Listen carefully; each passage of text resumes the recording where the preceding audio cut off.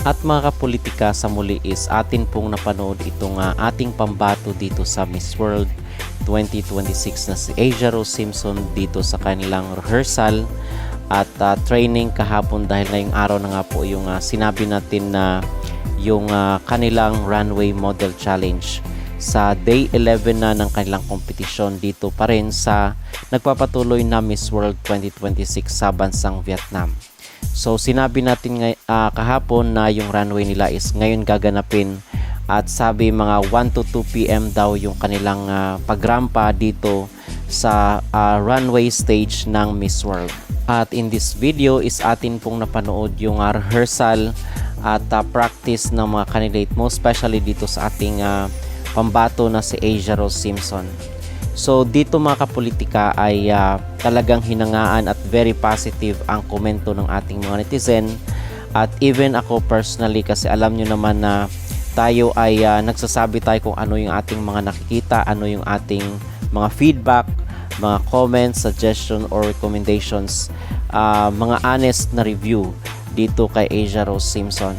So dito mga kapolitika, sa kanyang pagrampa is very on point, at andon yung confidence, yung conviction dito sa pagrampa ni Asia Rose Simpson even sa rehearsal pa lang.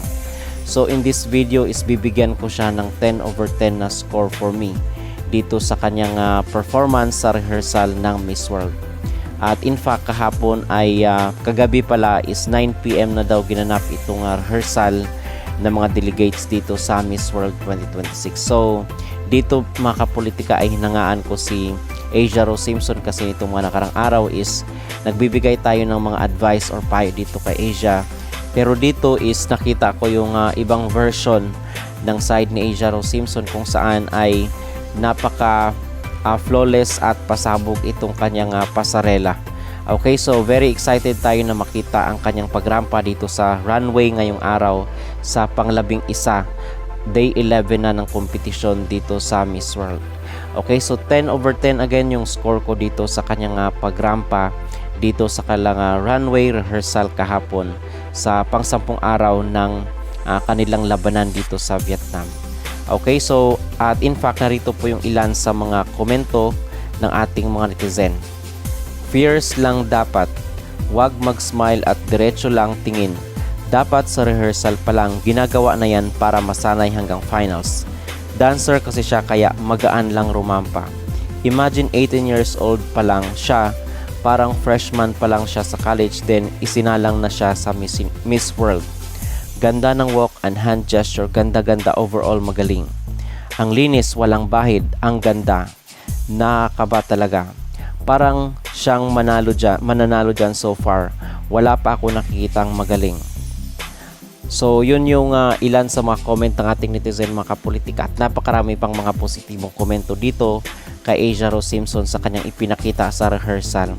So sana is magtuloy-tuloy na, at talagang ang importante kasi dito is ma-impress niya mga kapolitika yung may-ari.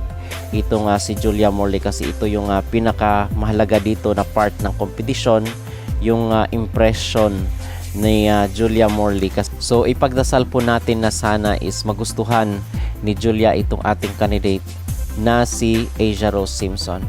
Okay, so napakaganda, napakagaling at on point, very confident, at masasabi mo mga kapolitika na alam niya yung kanyang ginagawa base dito sa kanyang pagrampa sa pasarela sa runway. Okay, so yun po ang ating update ngayon, at abangan po natin mga kapolitika yung kanyang pagrampa, official na pagrampa mamaya ngayong araw dito sa day 11 ng Miss World. So ano po ang inyong masasabi dito sa pagrampa rehearsal ni Asia Rose Simpson sa Miss World kahapon? Mag-comment down below, at huwag kalimutang mag-like at mag-subscribe na rin kayo para updated kayo sa ating mga latest issue.